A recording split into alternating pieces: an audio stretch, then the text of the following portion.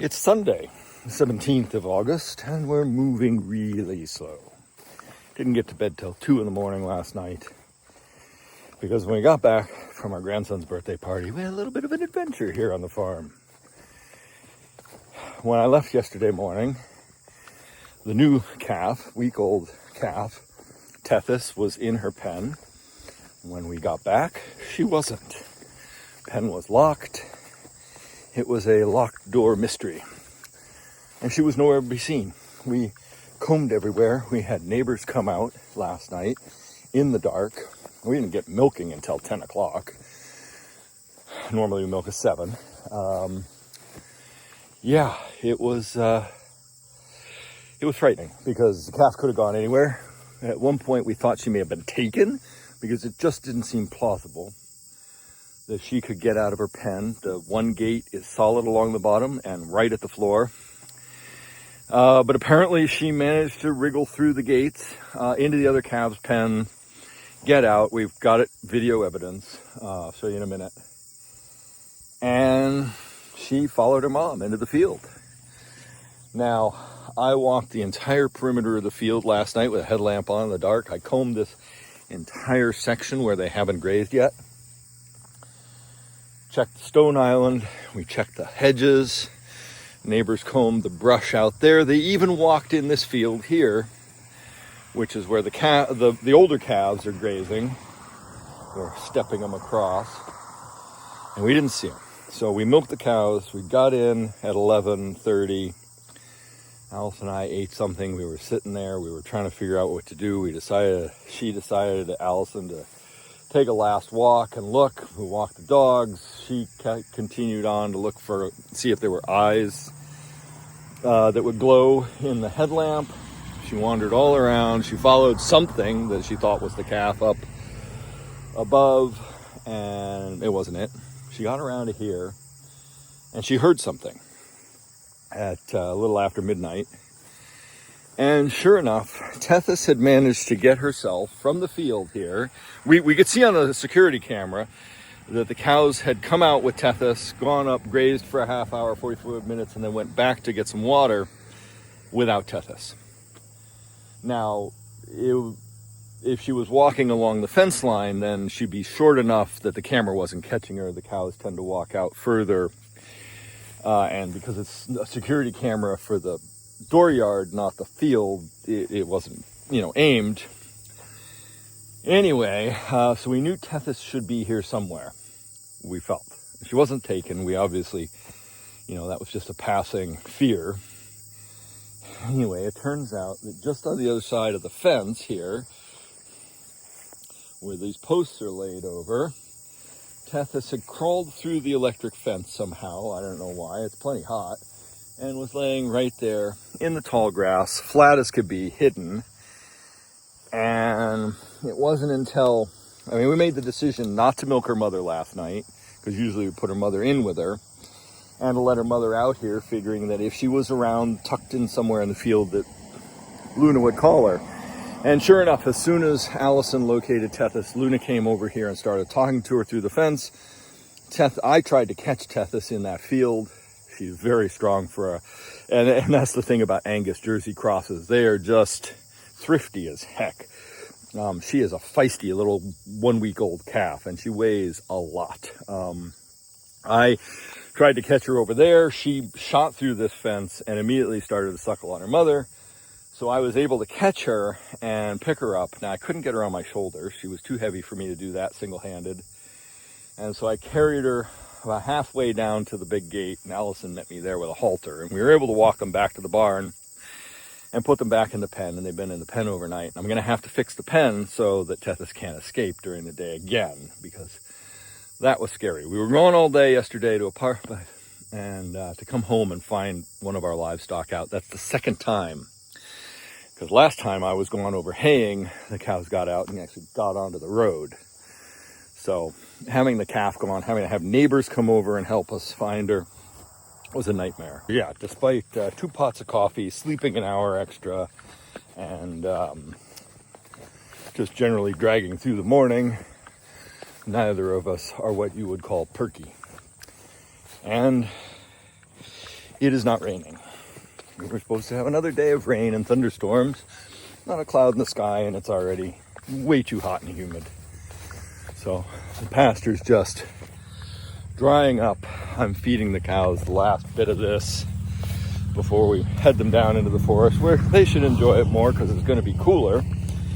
But we're running out of grass fast. The only thing I can say is that there are places where I planted there are places where I planted the Japanese millet, which have quite a lot of forage in them. So hopefully there's enough time and moisture in the ground for the cows to graze them for it to regrow rapidly in this heat. Now, it was cooler yesterday, but now we're going to have another week of hot temperatures. So these cool season grasses are just cooked at this point. So Tethys, the little miscreant, and see how the slots are in that gate there? She slid through there on that gate, and then into the other calf pen through that gate, and then out through this gate on this side of Ganymede's gate, and out to where she could get to her mama. She can't get through there, and I was afraid she's crawled under there, but she's much too big for that. Little miscreant.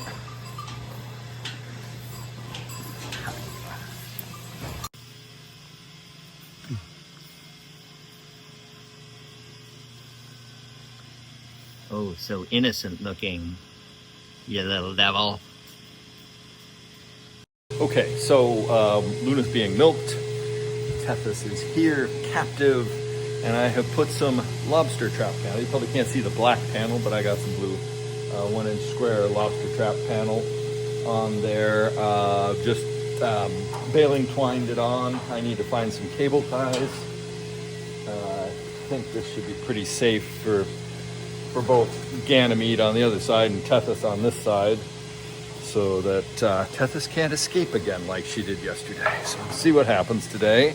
Fortunately, we're around today to watch, and I'll be checking frequently on Tethys.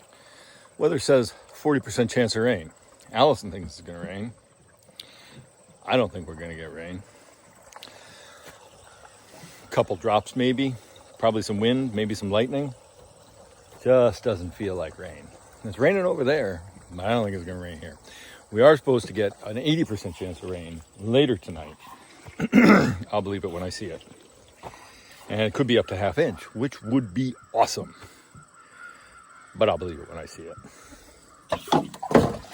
We've been so long without rain. You just and so many predictions of rain that haven't come to pass or have just been barely a drizzle, that I just don't think it's going to happen. I hope it proves me wrong. Maybe I'm trying some universal reverse psychology. Keep saying it isn't going to rain, so maybe it rained. But she put up a tent, so that means it isn't going to rain, right? It's our July supper tonight, so I'm doing chores a little bit early because the guests arrive at 5:30. I gotta change. I don't want to be all chaffy, and then I'll milk just about the time dessert gets served. We have guest chefs tonight who are doing an all-grilled thing outside, so really don't want the rain, but I want it because the field's drying out and going crispy. Conflicts of interest. There is a delicious cool breeze, and that sure would be nice if it rolled over us with some significant moisture. I just don't think it's going to happen. Oh, that's great. I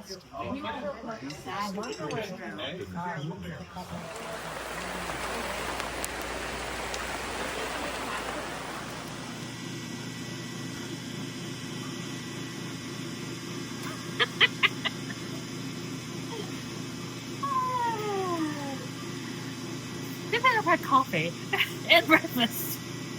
You had coffee and breakfast. I know, that's why you're up for this. Alrighty. Assume the position. Can you hold her tail up?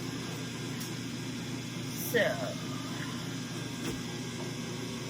we're cleaning. Oop. Cleaning some more. I'm really sorry, Nettle. Should I throw some grain in her bin so that she's distracted? That might be worthwhile. Bad. Yeah, it was my first try. So. Oh, okay.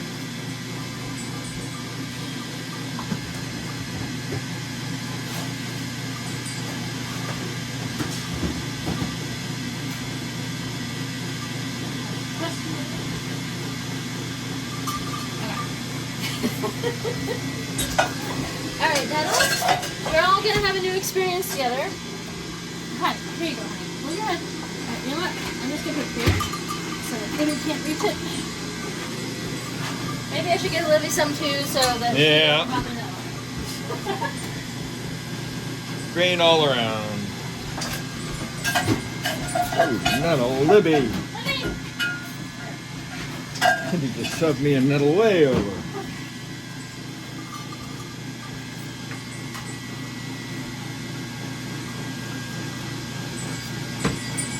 Never buy the cheap alcohol pads. Hold it down here, honey.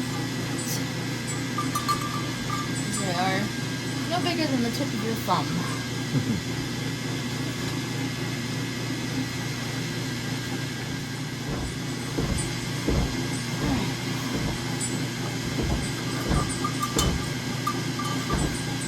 Just don't jab me, I'm not pregnant.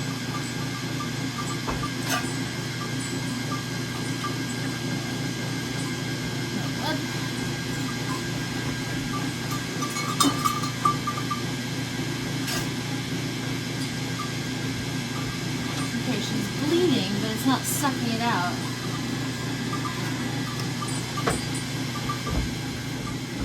Come on.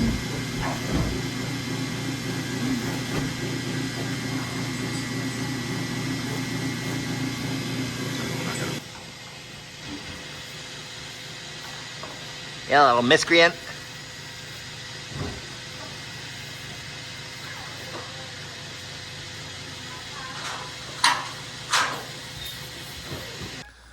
So I leveled out the area today, got that remaining timber from, oh dear, geese. A little early for that. I got this leveled out. I got the timber from the timber frame removed this morning, cut it up as firewood.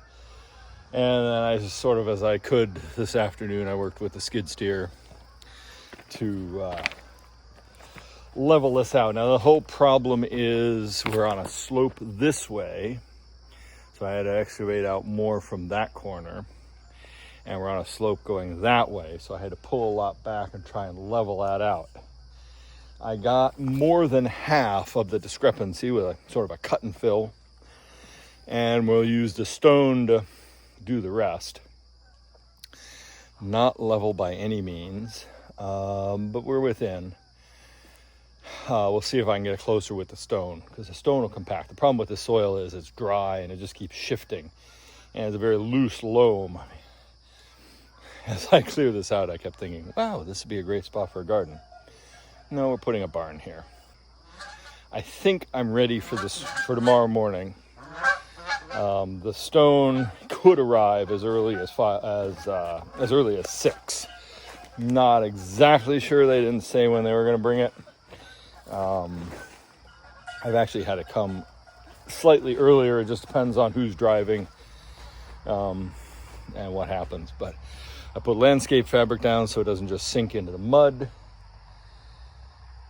And we'll see if 4 loads of rough fill and 2 loads of capstone will cover this area. I can't remember from building the roads anymore what we got, but I think I am set for tomorrow morning. Let's hope. Up at the crack of dawn. Stone's coming today sometime. They usually send them starting about now. And so I got up. Fortunately, the rain we had last night, or not last night, the other night, Sunday night, won't affect anything.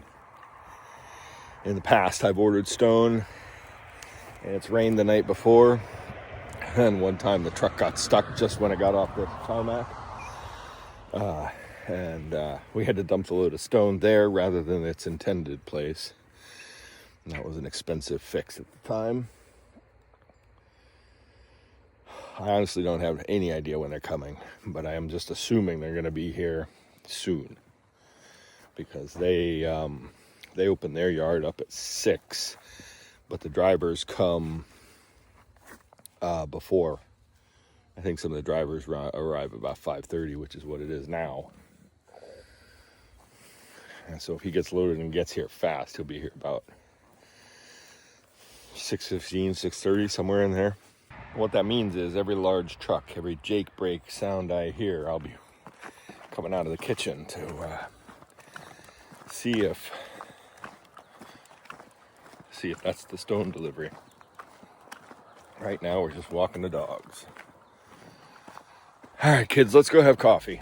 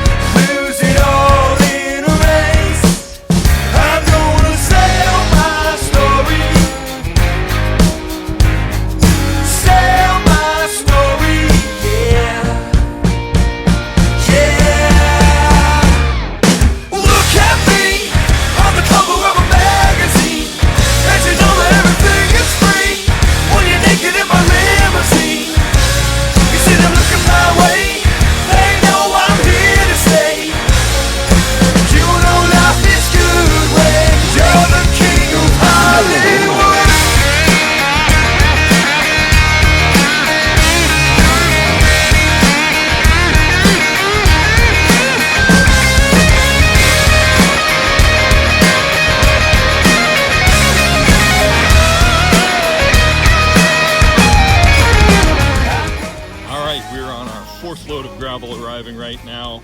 This is what they call D gravel, and normally in previous years it's had bigger chunks in it. I'm actually like the fact that they tightened up on the crusher a bit. The next 2 loads will be B gravel, which is finer, sort of a capstone, just to make it a smoother, easier thing to do here, easier top. So we'll see what happens. We'll see how far this last load of D goes. And yeah, it's going well. Yeah, so this I don't have a good example of the chunks of stone. They're pretty big. They were about the size of a football sometimes in D gravel before, but now they've got it crushed. I would have called this B gravel. This is what they were selling us as B gravel before, but they should pack down nice. And this D gravel should pack down nice. The B gravel, which is a little bit smaller crushed stone. So D gravel is supposed to be 4-inch minus, and at times it was more like 6-8-inch minus. Minus being the fact that they're smaller stones and fine. So this is not only crushed limestone, but it's also crushed concrete. So it packs down well, makes a good road bed. And then the B gravel is 1.5 inches minus. So hopefully that'll be much smaller and just act as a good cap to this whole pad.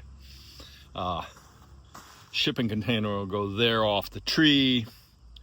This will be part of the yard, and then there'll be more yard behind me, and then another shipping container eventually. This is phase 1. I kind of wonder if I didn't get too much stone, I might have to stockpile one of the loads of B gravel, because I do have other places to use it.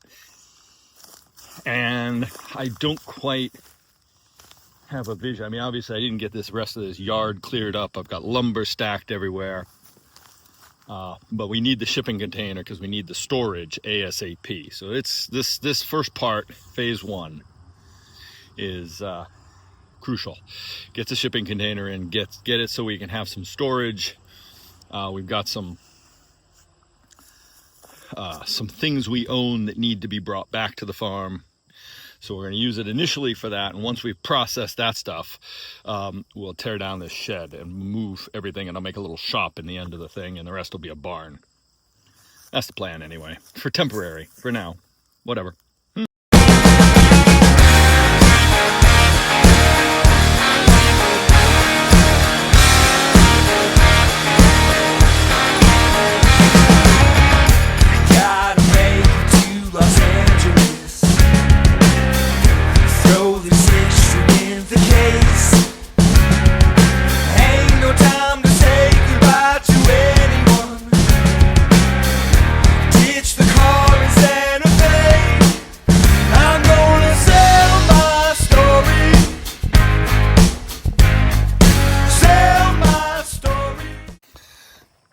So I've got it pretty level. Within an inch or two here and there. There's a little bit of a high crown right there, and then it dives off back there. So I'm gonna hit this section and try and drag it back. I'm gonna push this section here, and I'm gonna drive all over it to pack it down before the next 2 loads, which are the finer stone.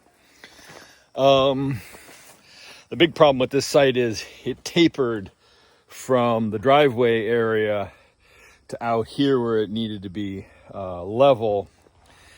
Tapered about 2 feet. So I had to really build up that end. I dug this end out yesterday and filled down there with some soil.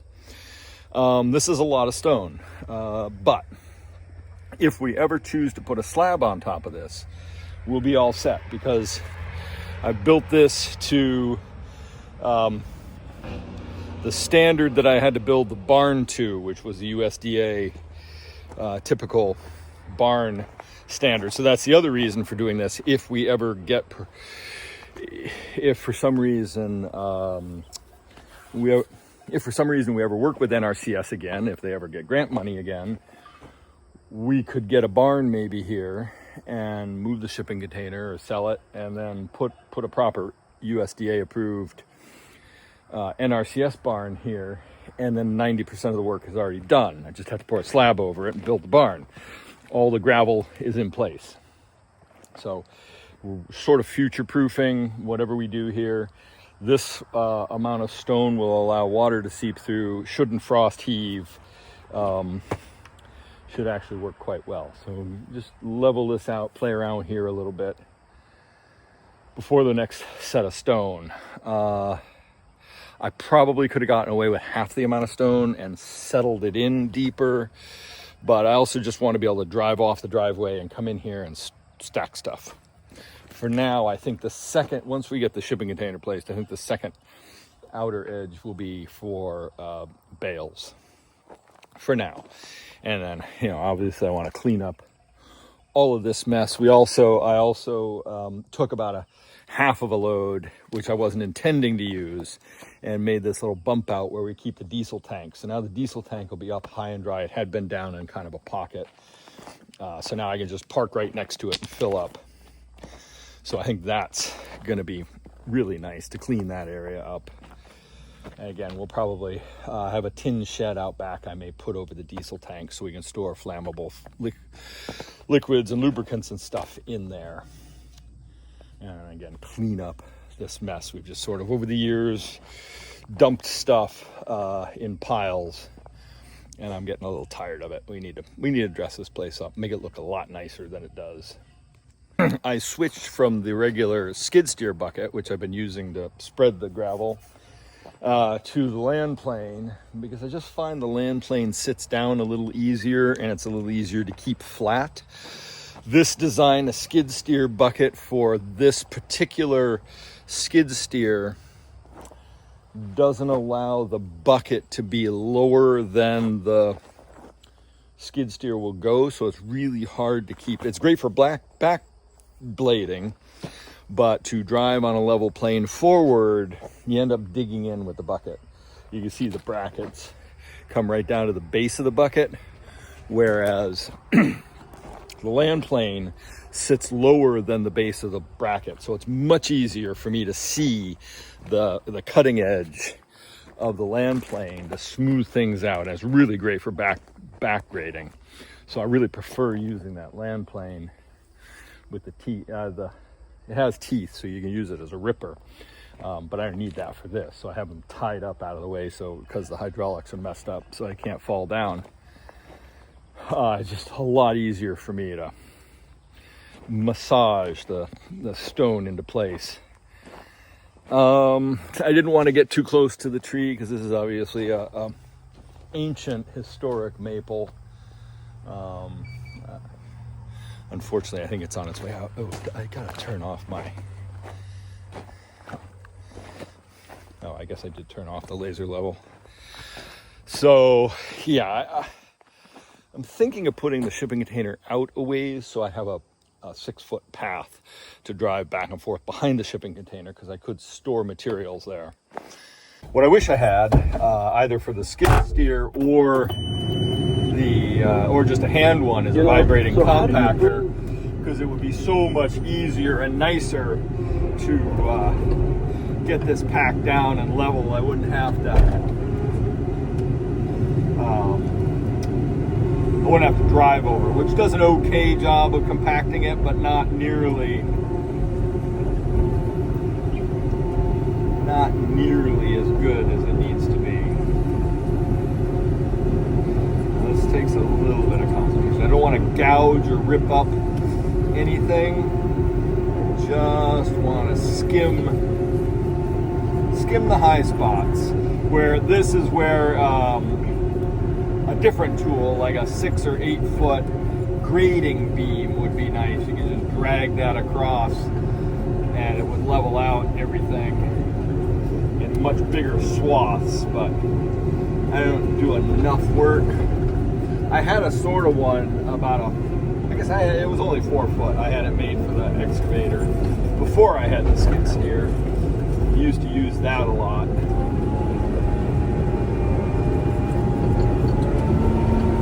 And I'll use the capstone, the bead gravel, to do the final leveling here, but I just want to get a lot closer. There's a couple of high spots and a couple of piles I want to skim here, just to sort of fill in some holes and just make this a little bit more level. It's about 2:30 and I just realized I didn't give the cows their grazing paddock today. I wondered why. I saw them clumped up in the middle of the area they've been grazing.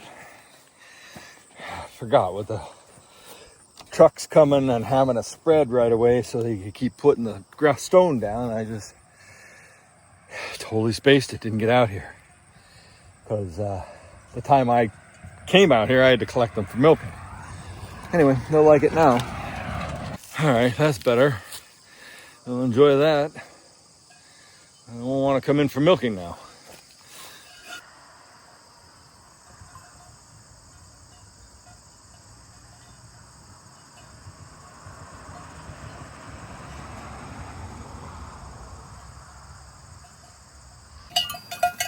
Also just realized the brush and black locust saplings on the outside of the fence line are starting to get a little overgrown. I'm going to have to tackle them. I know the town came by and the state might have done it once already, but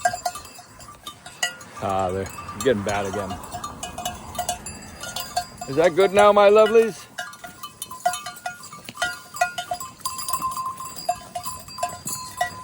I like that more. Yeah, so especially where I've been over there working with the skid steer, powder dry. The ground here is powder dry. I just saw some cracks in the ground still from the drought. So ½ inch of rain, I think we got something like that, and there hardly been any effect to it.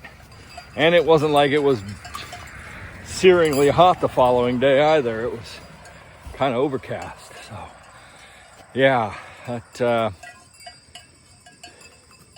doesn't bode well for the rest of the month.